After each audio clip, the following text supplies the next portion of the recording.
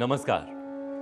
महापुराण के इस अध्याय में मैं सौरभ राज जैन एक नई और रोचक पौराणिक कथा के साथ उपस्थित हूं। आज हम बात करेंगे एक ऐसे असुर की जिसकी चर्चा पौराणिक कथाओं के साथ साथ रामायण और महाभारत में भी है। इस असुर का नाम है अंधक। बड़ा ही शक्तिशाली है। अंधक का नाम अंधक इसलिए पड़ा क्योंकि वो बलशाली तो था ही, लेकिन साथ ही में अपनी अहंकार में इतना चूर था कि आंखें होते हुए भी अंधा था। हमने असुरों और देवताओं के युद्ध की कहानी कई बार सुनी है। कभी विष्णु जी का सुदर्शन चक्र काम आता है, कभी शिव जी का त्रिशूल काम आता है, किसी कथा में तो पुष्पक विमान की भी चर्चा है। क्या आपने कभी सोचा है इन सभी चीजों का निर्माण किसने किया? कौन है वो ज्ञानी? कौन है जिसे आधुनिक युग में भी निर्माणकर्ताओं का प्रमुख कहा गया है?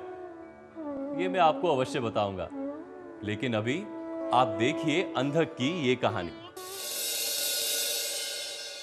प्रभु, आज का दिन बड़ा ही विशिष्ट है। इंद्रदेव ने बड़ा कारनामा कर दिखाया था।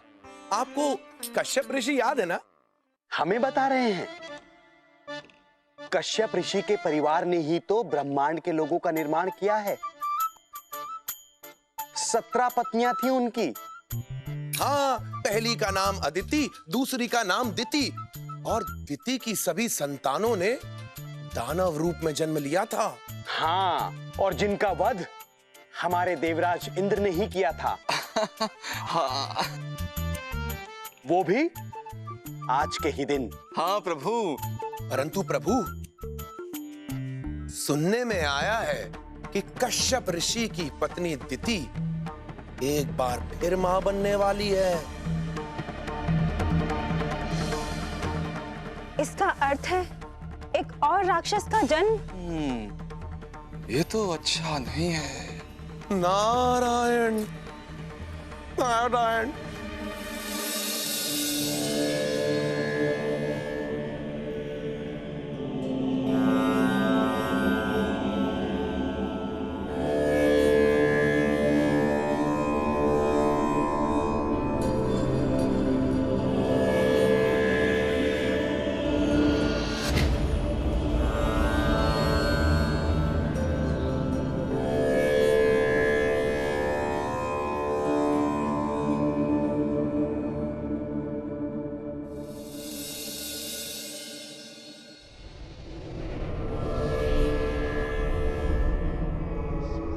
अरे दीदी, ये क्या कर रही हो?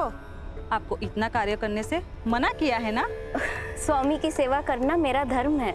अपनी सेहत का ख्याल रखने को भी इन्हीं कश्यप ऋषि ने कहा है ना। चलो जाओ और विश्राम करो। हाँ हाँ, जाती हूँ बाबा। अरे दिति, प्रणाम स्वामी। आयुष्मान भव। गुरुदेव, अब आप ही इन्हें समझाइए कि इस अवस्था में इतने कार्य ना करे। अच्छा, नहीं करूंगी। तू जा अपना कार्य कर और ये पानी मुझे दे। मैं पौधे में पानी डाल दूंगी। तू जा।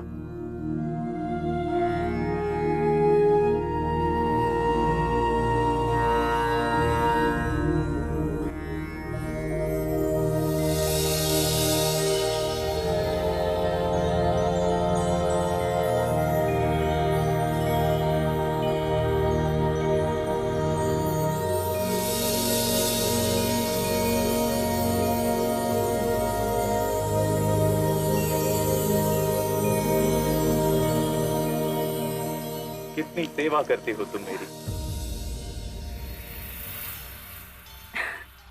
ये तो मेरा धर्म है। मैं तुम्हारी सेवा से प्रसन्न हूं दिति। मांगो, मैं आज तुम्हें एक वरदान देना चाहता हूं। जो चाहे मांग लो।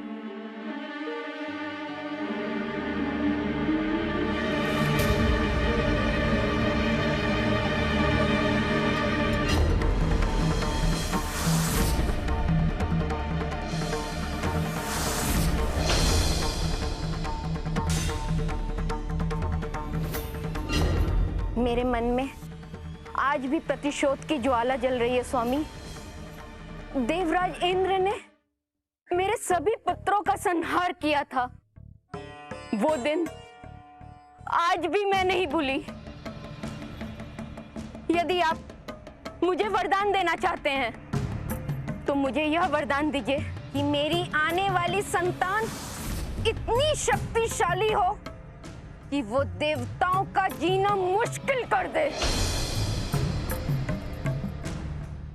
एक माँ के मन की वेदना मैं समझ सकता हूँ।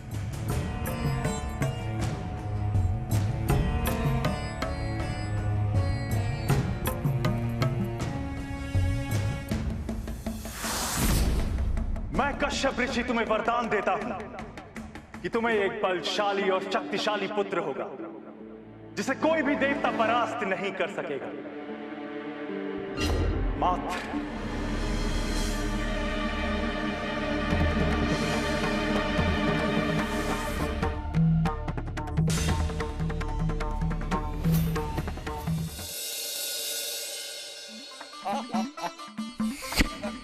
प्रणाम देवराज। आइए आइए वायुदेव, आपकी ही तो कमी थी। कहां से आ रहे हैं? कश्यप ऋषि के आश्रम की तरफ से आ रहा हूं देवराज। पत्नी सेवा से प्रसन्न होकर कश्यप ऋषि ने अपनी पत्नी दीति को महाशक्तिशाली महाबली संतान को जन्म देने का वरदान दिया है। बस इतनी जानकारी मिली है। चलो, दीति का एक और आने वाला पुत्र मेरे ही हाथों मारा जाएगा। नारायण नारायण। प्रणाम देवराज, प्रणाम देवगण। सुना, मैंने भी सुना जो वायुदेव ने कहा। अति शक्तिशाली, अति बलवान का अर्थ समझते हैं देवराज? देव ऋषि, आप बता रहे हैं या डरा रहे हैं? मैं तो बता रहा हूं, परंतु आप डर रहे हैं। वैसे मैंने तो वही कहा जो मुझे पता है। अरे देख लेंगे उसकी शक्ति को भी। पहले बालक को संसार में तो आने दो। उसके भाइयों की तरह उसका अंत भी मेरे ही हाथों लिखा है। नारायण नारायण। अब इन्हें क्या पता कि देवताओं का काल किसी भी समय आ सकता है। नारायण।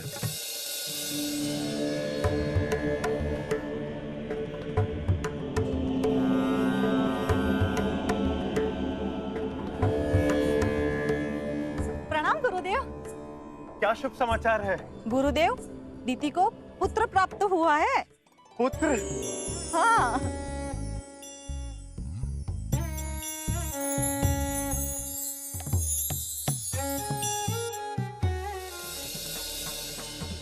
वो संसार में आ गया है।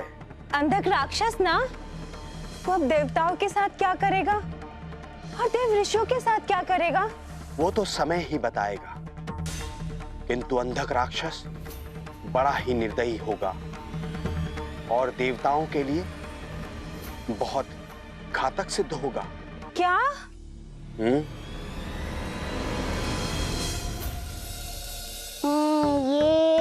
ये सुनो पुत्र, इस संसार में कभी किसी के साथ मित्रता मत करना, किसी के भी साथ नहीं। तुम दानव पुत्र हो, मेरे पुत्र हो, है ना? ये सारे देवता तुम्हारे शत्रु हैं। तुम्हें अपने भाइयों की मृत्यु का बदला लेना है, एक एक देवताओं को मारना है। तुम्हें और इस दानव राज्य का राजा बनना है। अरे वो देखो, तुम्हारे पिताश्री भी आ गए।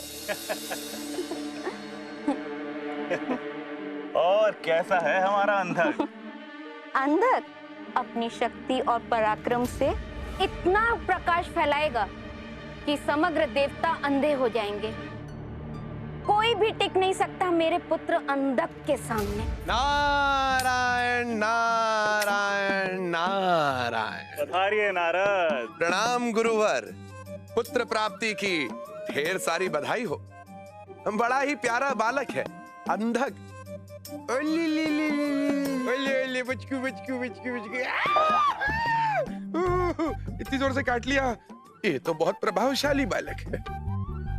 हाँ, शक्तिशाली है, अति बलवान और पराक्रमी भी है। मेरे आशीर्वाद से इसमें हजारों हाथियों की शक्ति है, असंख्य भुजाओं का बल और कई गुप्त शक्तियां भी हैं। नारायण नारायण। याद आ गए नारायण? कह देना अपने देवताओं से कि उनके काल का आगमन हो गया है। जरा संभल कर रहें। आगे बेटा।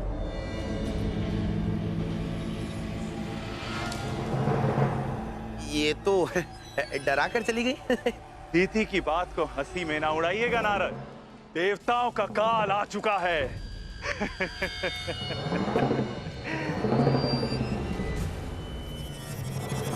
ये तो अच्छी बात नहीं है। नारायण नारायण।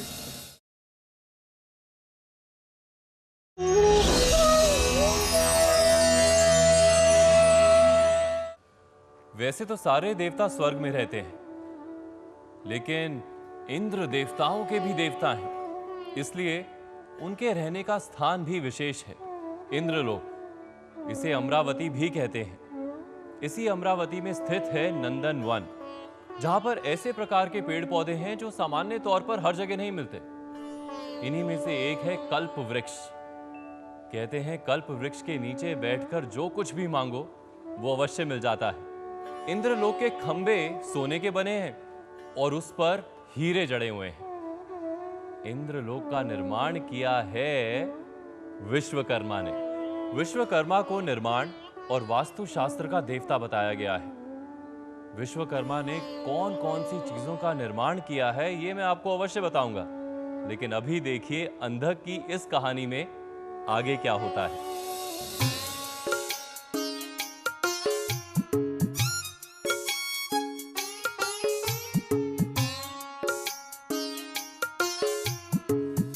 अग्निदेव, हमारे पास तो शक्ति का भंडार है। देवता लोग हमसे डरते हैं। हमारे पास आज अस्त्र शस्त्र आयुध सब कुछ तो है। देवताओं के राजा हैं हम, देवराज इंद्र। आज हमारे पास अग्नि है, वरुण है, वायु है, यम है। ये क्या कम है? क्या है दानवों के पास? क्या है दानवों के पास? उनके पास अंधक है। अंधक। नारद मुनि आए थे, उस अंधक बालक के विषय में बड़ी बड़ी बातें बता के गए थे मुझे। परंतु आज कितना समय हो गया उस बालक को जन्म लिए। क्या वो कुछ कर सका देवताओं का? नहीं कर सका और कर भी नहीं सकता। क्यों? क्योंकि डरता है। देवराज इंद्र से डरता है। देवराज, दुश्मन को कभी कमजोर नहीं समझना चाहिए। अंधक अभी बड़ा हो गया है और उसे कश्यप ऋषि का वरदान है कि कोई भी देवता उसे नहीं मार सकता। देवता नहीं मार सकते ना, परंतु देवताओं के राजा इंद्र तो मार सकते हैं। समय आने पर स्वयं देवराज इंद्र उस अंधक को बंधक बनाकर यहीं बिठाएंगे। देवराज इंद्र की! देवराज इंद्र की! देवराज इंद्र की! लगता है अंधक राक्षस आ गया इंद्रदेव। अंधक राक्षस!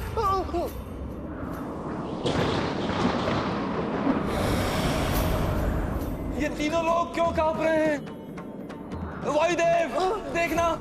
जी महाराज। इंद्रदेव, एक तो मुझे बुखार आया, ऊपर से ये भूचाल आया। देवराज, ये अंधक राक्षस का ही प्रताप है। अंधक राक्षस को गुस्सा आ गया है। अब वो देवताओं पर आक्रमण करने निकल चुका है देवराज।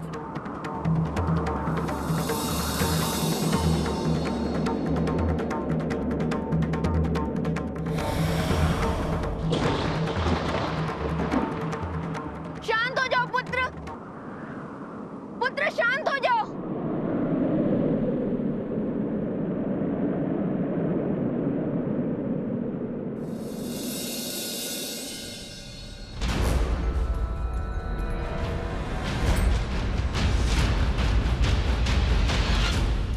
हर कार्य का एक समय होता है पुत्र। देवताओं से युद्ध करने का निश्चित समय भी तुम्हें जल्द ही मिलेगा। नहीं पिताश्री, मैं किसी भी देवता को नहीं छोड़ूंगा। मैं एक एक देवता को चुन चुन कर मारूंगा जब तक सारे देवताओं को समाप्त नहीं कर देता, तब तक शांति नहीं मिलेगी। मुझे पिता से शांति नहीं मिलेगी।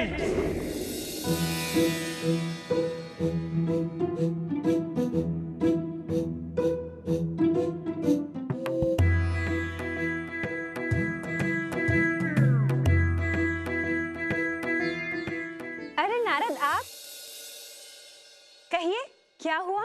अब तो हमें भी पूछना पड़ेगा। क्या? नारद, आप यहाँ? नारद, अंधक राक्षस का कोई समाचार मिला क्या? क्यों? आपको अंधक राक्षस को भोजन का निमंत्रण देना है? नहीं नहीं, मैं तो बस ऐसे ही पूछ रही थी। ऐसे वैसे तो आप कुछ नहीं पूछती माते। आप तो अंतर्यामी हैं, आपको सब पता है, परंतु नारद के मुख से सुनकर ही मानेंगी। तो सुनिए, अंधक राक्षस अब बड़ा हो गया है और कोई नहीं जानता कि वो देवताओं के साथ क्या करेगा।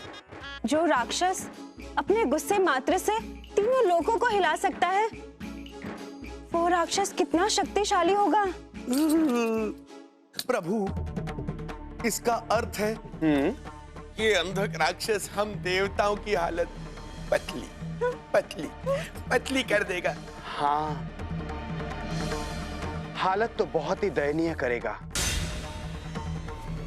लगता है देवताओं का अंतिम समय आ गया।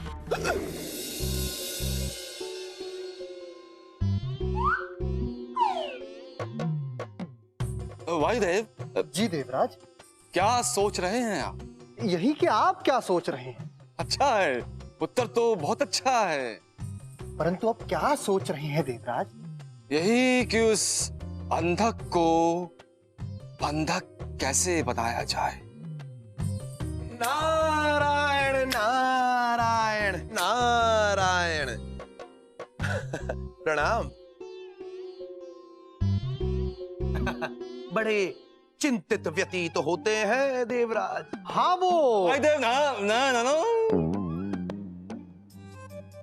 हाँ हाँ, बताइए ना देवराज। कुछ बात ही नहीं है, क्या बताएं? ठीक है, अब आपको नहीं बताना तो आपकी इच्छा, परंतु हाँ, मेरी सहायता की आवश्यकता हो तो अवश्य बताइएगा। अच्छा है, बहुत अच्छा है। भजन कीर्तन की आवश्यकता होगी तो आपको अवश्य याद करेंगे। यहाँ तो पराक्रम की बातें हो रही हैं। यहाँ आपका क्या काम? आप तो जाइए और ये वीणा बजाइए और प्रभु गुण गाइए।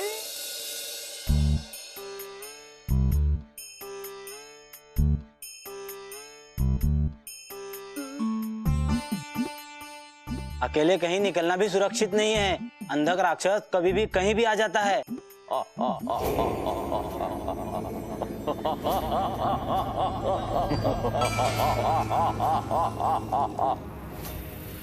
देवलोक में कोई नहीं आ सकता ऐसा तुम्हें लगता है, लेकिन अंधक कहीं भी आ सकता है।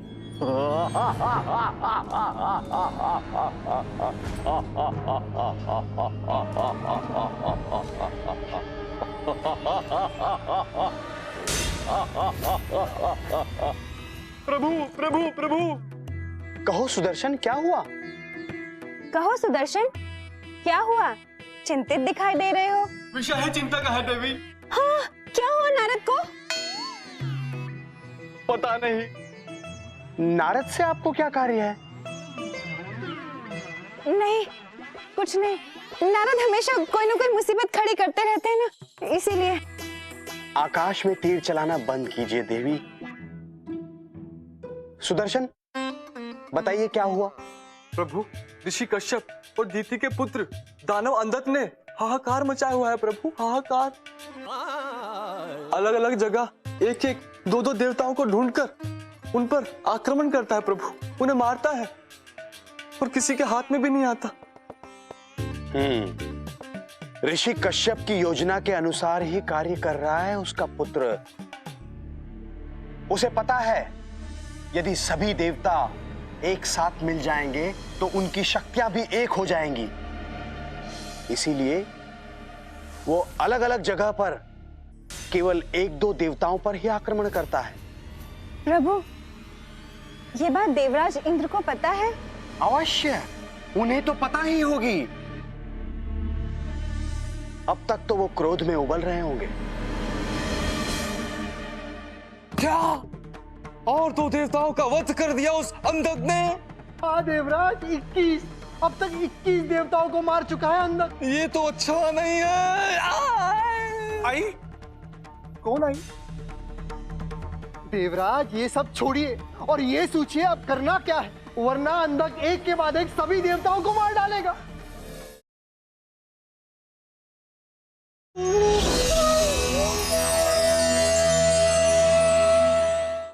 हम सब जानते हैं कि भगवान विष्णु ने कई अवतार लिए हैं। कभी वामन, कभी नरसिंह, कभी राम, कभी कृष्ण। रामायण में जिस लंका का वर्णन बार बार आता है, उस लंका का निर्माण भी विश्वकर्मा जी ने किया था। कथा यह है कि जब शिव और पार्वती का विवाह हुआ, तब शिव ने विश्वकर्मा से आग्रह किया कि आप ऐसा महल बनाएं जो ना पहले कभी बना हो और ना भविष्य में कभी बन सके। तब विश्वकर्मा जी ने लंका का निर्माण किया। गृह प्रवेश की पूजा में जब शिवजी ने रावण को बुलाया, तब दक्षिणा में जब उससे पूछा गया कि तुम क्या लोगे, तो रावण को लंका इतनी पसंद आई कि उसने लंका ही मांग ली और शिवजी ने बिना कुछ सोचे एक पल में लंका रावण को दे दी। ऐसे ही एक और कथा में जब जरासंध मथुरा पर बार बार आक्रमण कर रहा था, तब मथुरा वासियों को बचाने के लिए कृष्ण ने निर्णय लिया कि वो मथुरा छोड़ देंगे और विश्वकर्मा जी से आग्रह किया कि आप ऐसा नगर बनाएं जिस पर हमला करना लगभग असंभव हो। तब विश्वकर्मा जी ने समुद्र के बीचों बीच द्वारका बनाई। कहते हैं द्वारका उन्होंने एक रात में बना दी थी। द्वारका में आने जाने के बहुत से द्वार हैं, इसी कारण से इस नगर का नाम द्वारका पड़ा। आइए देखते हैं इस कहानी में आगे क्या हुआ। कुछ नहीं कर सकता इंद्र, कुछ नहीं। तुम एक एक, दो दो कर कर तभी देवताओं को परास्त कर दो। लेकिन हां, जरा ध्यान से, क्योंकि वहां पर भी एक चतुर देवता रहता है जिसका नाम है नारायण। तो ठीक है पिताश्री, सर्वप्रथम मैं उस नारायण को ही समाप्त कर दूंगा। नहीं, तुम पहले छोटे छोटे देवताओं को साफ करो, लेकिन हां, जरा संभल कर।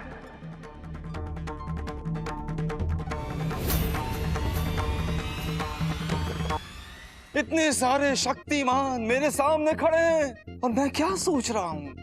क्या सोच रहे हैं देवराज? इंद्रदेव, मैं जाता हूं। हाँ, डर गए। संकट की घड़ी आए तो डर गए, चल दिए। इंद्रदेव, मैं डर नहीं गया हूं।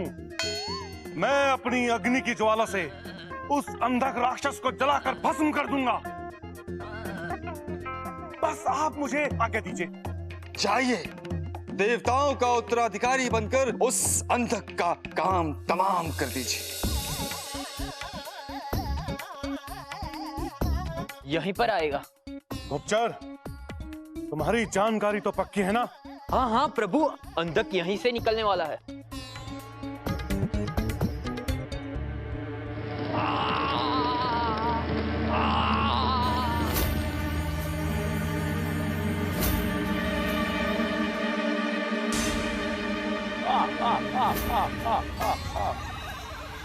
अग्नि हो न तुम, अग्नि भी मुझे नहीं जला सकती। मुझे पता था कि वो मूर्ख किसी न किसी देवता को यहां अवश्य भेजेगा, क्योंकि मैंने ही अफवाह फैला दी थी कि मैं यहां हूं।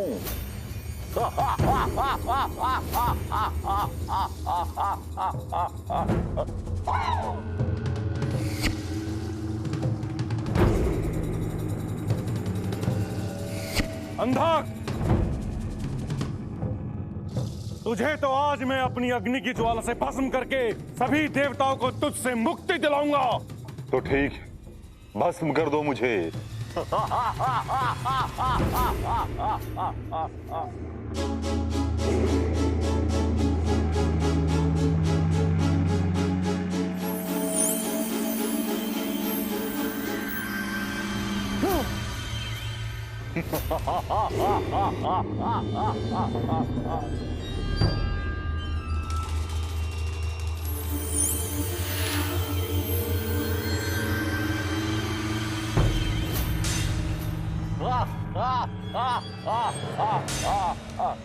क्या हुआ अग्निदेव, भस्म नहीं कर पाए?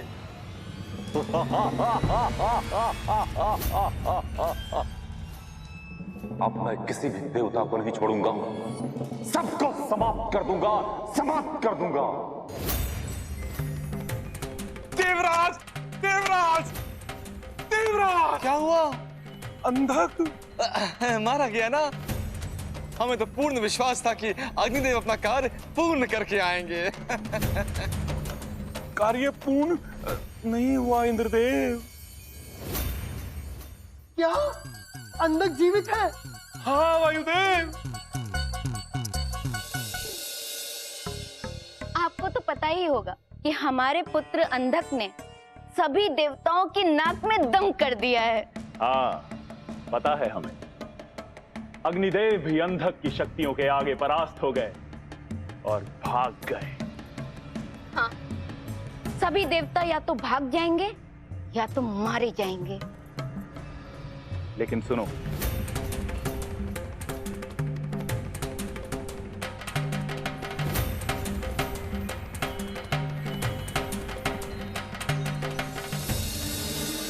नारायण नारायण नारायण। प्रणाम ऋषिवर। पधारिए नारद, आइए भोजन कीजिए। भोजन तो नहीं करूंगा, परंतु भोजन का नाम लिया है तो जल ग्रहण कर सकता हूं। माते,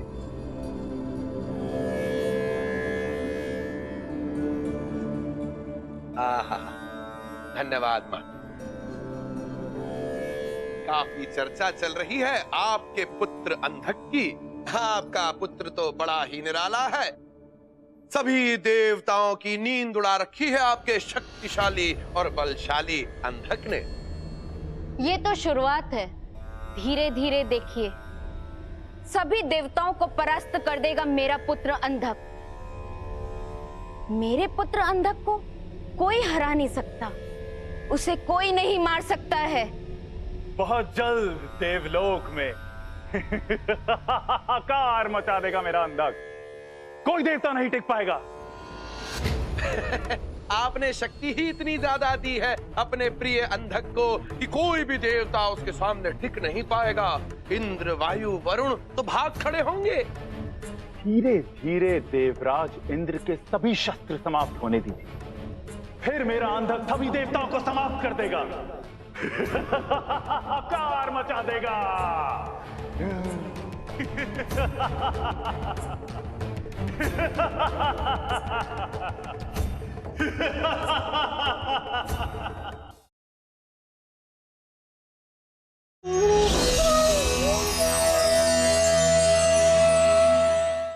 विश्वकर्मा जी को निर्माणकर्ताओं का प्रमुख माना जाता है। इन्हें विश्व का पहला लोहार, पहला बढ़ई, पहला स्वर्णकार और पहला मिस्त्री भी माना जाता है। ऋग्वेद में इनके रूप की चर्चा में कहा गया है कि इनकी आंखें, हाथ, पैर हर दिशा में हैं। इसलिए कहीं भी जो भी निर्माण होता है उसका निर्माण करता वास्तव में विश्वकर्मा जी का ही रूप है। आइए देखते हैं इस कहानी में आगे क्या हुआ। ये तो बिल्कुल अच्छा नहीं है। एक एक करके सारे देवता अंधक राक्षस से परास्त हो रहे हैं। ये अच्छा नहीं है। हमने अपनी पूरी शक्ति लगा दी इंद्रदेव, पर अंधक पर कोई प्रभाव नहीं हुआ। उस अंधक राक्षस को अवश्य ही कोई अनोखा वरदान प्राप्त हुआ इंद्रदेव, और मुझे तो लगता है कि उसे मारने का भी कोई अलग ही उपाय होगा। और वो उपाय खोजते खोजते वो यहाँ आ गया तो। देवराज देवराज देवराज रुको भाई। देवराज, अंधक राक्षस ने और 5 देवताओं को माफ कर दिया है। अब तो बस एक ही उपाय बचा है।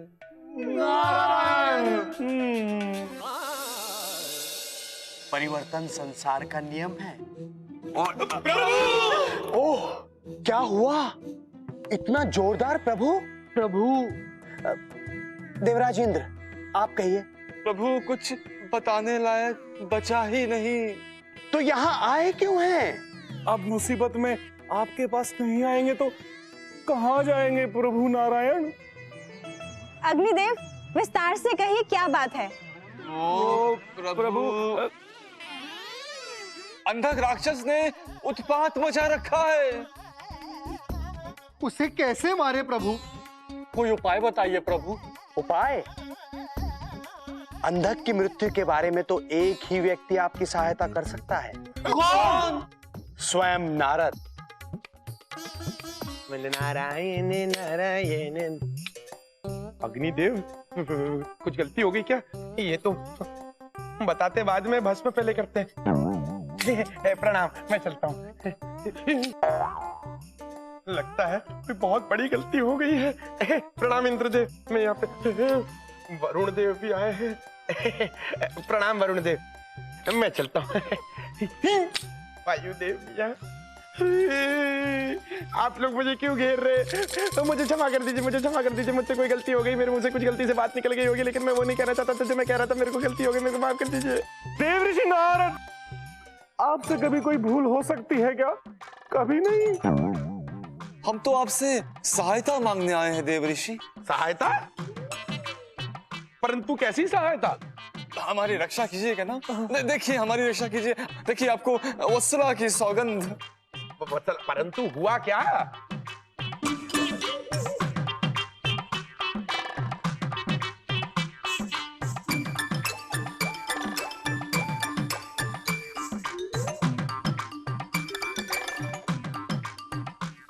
ठीक है, ठीक है, ठीक है। मैं आपकी सहायता अवश्य करूंगा। हाँ, अच्छा है, बहुत अच्छा है देव ऋषि। उस अंधक राक्षस को मौत के मार्ग पे कैसे लेके जाना है, ये मुझे पता है। नारायण, कितनी मनमोहिनी सुगंध है इस मंदार पुष्प की, जो भी सूंघे मंत्रमुग्ध हो जाए। और हाँ, मुझे पता है कि उस अंधक दानव को इसकी सुगंध अति प्रिय है। वो इसके लिए यहाँ पर आएगा जरूर, और जब आएगा जरूर तो भोलेनाथ के पास जाएगा जरूर। नारायण नारायण।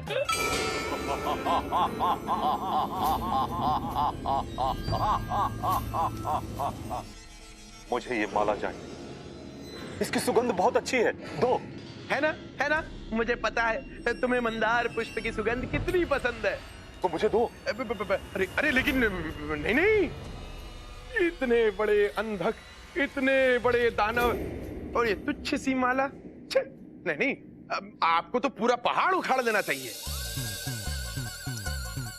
बात में दम है, मैं पूरा मंदार पर्वत ही उखाड़ लूंगा। बता मुझे कहाँ मिलेगा? मैं पूरा पहाड़ ही लेना चाहता हूँ, कहाँ मिलेगा बताओ। वैसे तो बहुत ही दूर है, लेकिन तुम्हारे लिए बहुत ही पास। तुम्हारे लिए तो वो देखो, मंदार के पुष्पों का पहाड़ उखाड़ लो।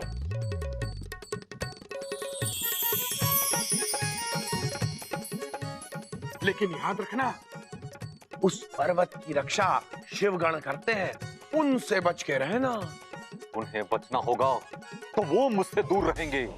मैं किसी से भयभीत नहीं होता। मैं जा रहा हूँ, मैं जा रहा हूँ, और पूरा पर्वत ही लेकर आऊंगा।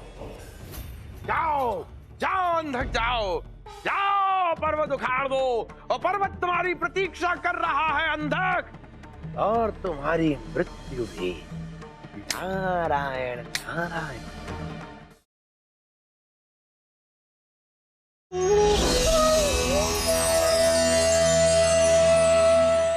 मार्कंडेय पुराण में विश्वकर्मा की पुत्री सरण्य की कथा है।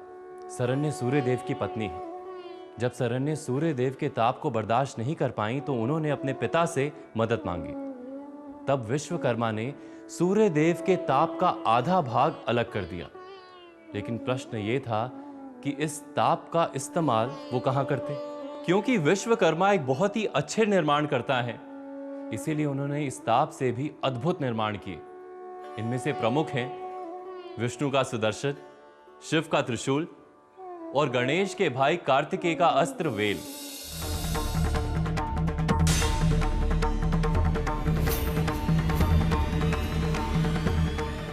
तो ये है मंदार पर्वत।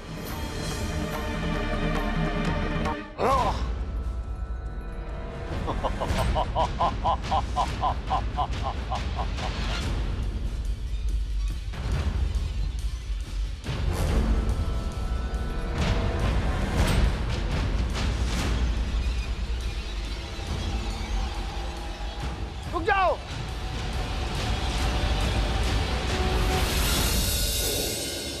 कौन हो तुम लोग? हम सुगन हैं, इस पर्वत की रक्षा करते हैं। तुम मुझे रोकोगे? हाँ।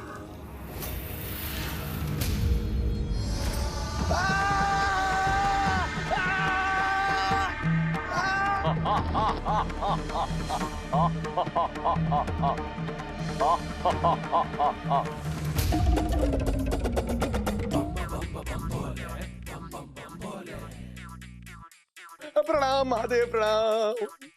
आयुष्मान नारद, कहो क्या हुआ? अरे ये पूछिए क्या नहीं हुआ। अच्छा ठीक है, यही बता दीजिए क्या नहीं हुआ। ये तो पता नहीं, पर जो हुआ वो बताता हूँ। वो देखिए महादेव, वो दुष्ट अंधक राक्षस आपके प्रिय मंदार पुष्प का पहाड़ उखाड़ के ले जा रहा है। रोकिए उसे।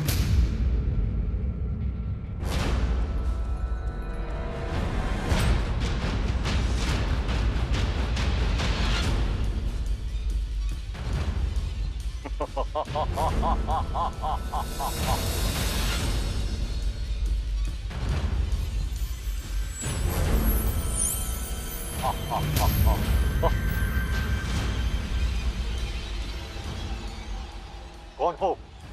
कौन हो तुम? सामने आओ, मैं तुम्हारा वध कर दूंगा। महादेव, महादेव, मैं भी आ रहा हूं।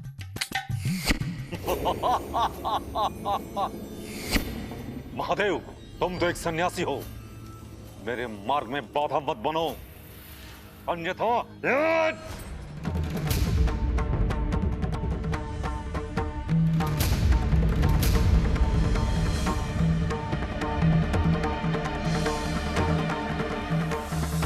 नारायण नारायण नारायण। भोलेनाथ, आपका कोटि कोटि धन्यवाद। इंद्रदेव, धन्यवाद तो नारद का कीजिए। जी हाँ, क्योंकि नारद जी को ही पता था कि अंधक की मृत्यु कैसे होगी। लेकिन सुनो, अंधक से कहना कि किसी भी देवता से युद्ध कर ले, लेकिन भोलेनाथ को ना छेड़ना, वरना भोलेनाथ उसे परास्त कर देंगे। परंतु प्रभु, ये बात आपको कैसे पता? अच्छा प्रश्न है नारद। जो मुझे पता है वो किसी को नहीं पता, और जो सबको पता है वो भी मुझे पता है। आपको तो सब पता है प्रभु। नारद, देवताओं को आतंकित करने वाले अंधक का तो यही हाल होना था। मैं कुछ नहीं करता, जो भी करता हूं मेरे प्रभु मुझसे करवाते हैं। किंतु अंधक को मारने का श्रेय आपको ही जाता है नारद। आज आपकी चतुराई से सभी देवता बच गए। नारायण नारायण। हमारे देश में आज भी विश्वकर्मा की पूजा की जाती है। सारे यंत्रों को उन्हीं का निर्माण माना जाता है। विश्वकर्मा पूजा के दिन इन्हीं यंत्रों की पूजा की जाती है। ये पूजा सिर्फ कारखानों या औद्योगिक क्षेत्र के लोग ही नहीं करते, बल्कि हर प्रकार का कार्य करने वाले लोग करते हैं, क्योंकि हर किसी कार्य में किसी ना किसी यंत्र की आवश्यकता तो होती ही है। आज के अध्याय में बस इतना ही। कल के अध्याय में मैं सौरभ राज जैन आपको फिर मिलूंगा एक और पौराणिक कथा के साथ। तब तक के लिए मुझे आज्ञा दीजिए। शुभ रात्रि।